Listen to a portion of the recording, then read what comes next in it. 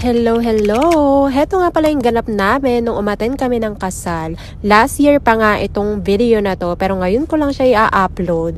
Pero anyway, dahil nga sayang yung video, i-upload ko na din siya. Panoorin nyo na rin. Ayan nga pala yung asawa ko, puro ngiti lang yung ambag niya. Charis. Sa mga panahon na nga na yan, sobrang lamig na nga dyan kasi fall na.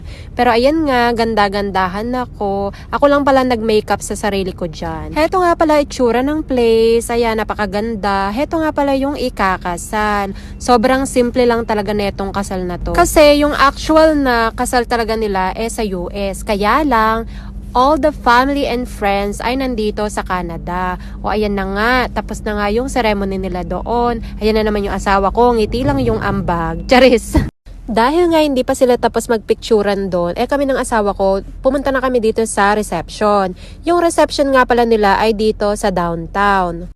Ayan nga ako, tiis ganda talaga ako dyan kasi lamig na talaga ako dyan. Pero malapit na kami sa reception. Sobrang bilis lang naman kasing hanapin kasi may address naman kami. Ayun na nga, nandito na nga kami sa reception. Ayan nga yung reception nila. Sabi ko nga sa inyo, sobrang simple lang netong kasal na to. Kasi yung actual na kasal nga nila ay sa US. Pero hindi kami pupunta ng US. Sila lang, yung magkapatid at yung mga boyfriend nila, tsaka yung mapapangasawa niya, yun lang ang pupunta ng US. Ewan ko, yun talaga yung plano nila na doon talaga sila magpakasal. So, eto na nga yung reception. Nauna nga kami dito, pati yung ibang family, nandito na din.